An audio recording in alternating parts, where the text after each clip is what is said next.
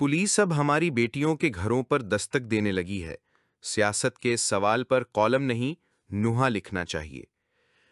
Doctor Babar Awan मेरे भाई हैं। भाइयों जैसा लिखता तो इसमें तकल्लुफ होता जिसका हमारे ताल्लुक में गुजर नहीं।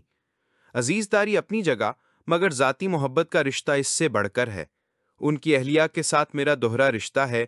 यूं बाबर अवान की बेटियां मेरी भांजियां भी हैं। पुलिस उनकी बेटी के घर तक पहुंची तो ये मेरी बेटी के दरवाजे पर दस्तक थी। ये वो मकाम है जहां सियासी वाबस्तगी और नजरी इख्तलाफ एक तरफ रह जाते और जज्बात हम आहंग हो जाते। मुझे देर से मालूम हुआ कि मैं मुल्क में नहीं था। सदमा भी है और गुस्सा भी। चादर और चार दीवारी का सियासत की नज़र हो जाना हर हुकूमत के लिए बाइस शर्मिंदगी है। बाबर अवान सियासतदान हैं और कानूनदान भी। उनको मालूम है कि एहतजाज की सरहद कहाँ से शुरू होती और कहाँ पे ख़त्म होती। तशद्दुद को वो खूब जानते हैं और इससे दूर रहते हैं। उन पर 9 मई के वाक़यात का साया तक नहीं, इसीलिए उन पर इल्ज़ाम भी नहीं धरा जा सका।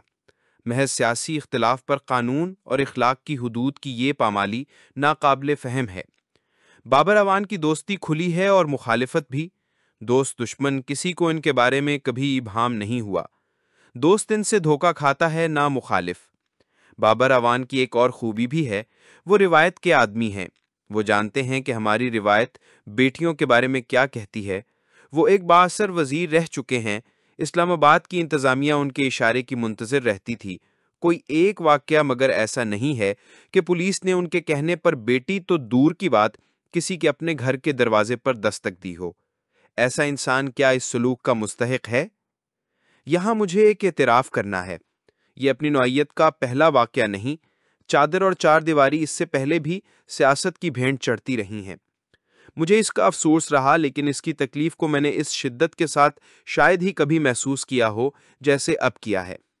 सच ये है कि हम दूसरों के घरों में लगी आग को आग नहीं समझते जो बिला इम्तियाज सबको जलाती है। इसकी हिद्दत उसी वक्त हमारे वजूद को झुलसाती है जब हमारे जिस्म को छूती है। अगर हम महल्ले में उठने वाले शोलों पर शोर मचाएं और पानी की बाल्टी लेकर दौड़ें तो ये शोले हमारे घरों तक कभी ना पहुंचें।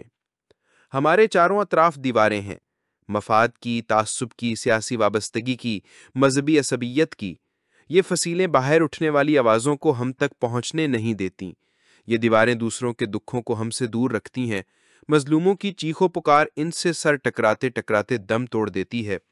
हम अपने आसाइश कदे में मुतमईन रहते हैं कि इस कले से बाहर सब अमन है, इत्मीनान है, आसूदगी है।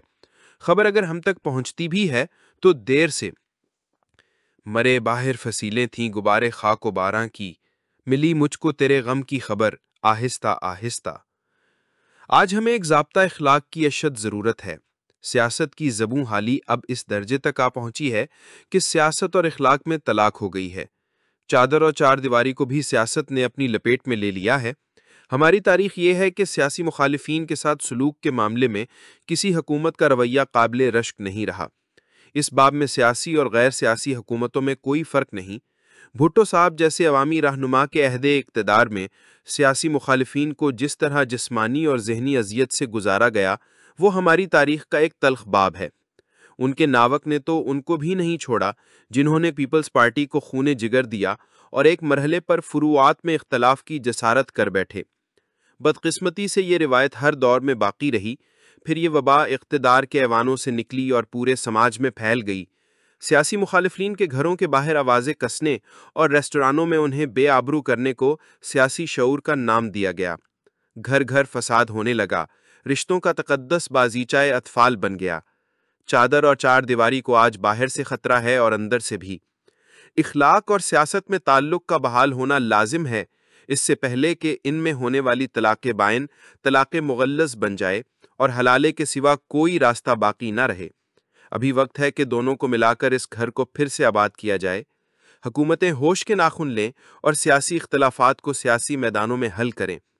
सियासी जमातें अपने कारकुनों को मुहज़्ज़ब बनाएं और इस सियासी शऊर से खुदा की पनाह मांगें जिसका हाथ दूसरों के गिरेबान तक जा पहुंचा।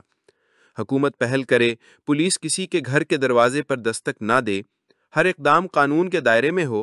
कानून के एहतराम का कल्चर उसी वक्त पैदा होगा जब हुकूमत पहले अपनी मिसाल पेश करे। ہماری سیاست میں ایسے لوگ رہے ہیں جنہوں نے مخالفت کے باوسط اخلاقی قدروں کی حفاظت کی۔ میرے مرحوم دوست خلیل ملک کی روایت ہے کہ مشرف عہد میں پولیس نواز شریف صاحب کے گھر جا پہنچی جب وہ جیل میں تھے اور کلثوم نواز صاحبہ کو گرفتار کرنا چاہا۔ بیگم صاحبہ نے مجید نظامی صاحب کو فون کیا۔ نظامی صاحب نے یہ بات چودھری شجاعت حسین صاحب کو بتائی جو اس وقت مشرف صاحب کے ساتھ تھے۔ وہ کسی تاخیر کے بغیر گھر سے نکلے، ان کے ساتھ ان کے محافظوں کی گاڑیاں تھیں۔ انہوں نے نواز شریف صاحب کے گھر پہ پہرا لگا دیا کہ ہمارے ہوتے ہوئے پولیس اس گھر میں داخل نہیں ہو سکتی۔ اہل سیاست اور سیاسی جماعتیں اگر زندہ ہوں تو سماجی روایات بھی زندہ رہتی ہیں۔ سیاسی ہم آہنگی اور باہمی احترام کے فروغ کے لیے آج سیاسی جماعتوں کا احیاء ضروری ہے۔ باہمی تعلقات کو بہتر بنانے کے ساتھ ایسے واقعات کی مشترکہ طور پر مذمت کرنی چاہیے۔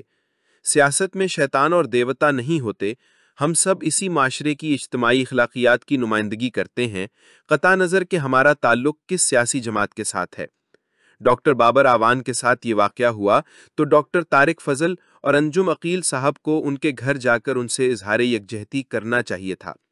حکومتوں کے زخم پر اگر سیاسی رہنما مرہم رکھیں گے تو اس سے سیاسی تلخی میں کمی آئے گی۔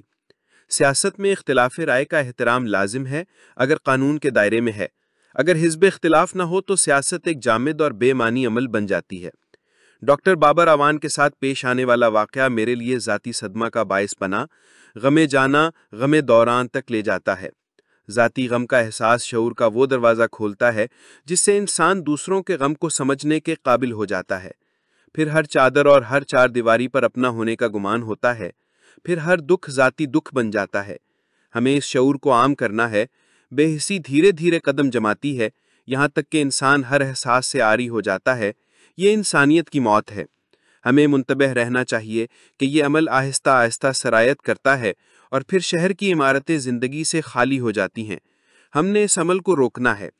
اگا سبزہ در و دیوار پر آہستہ آہستہ، ہوا خالی صداؤں سے نگر آہستہ آہستہ۔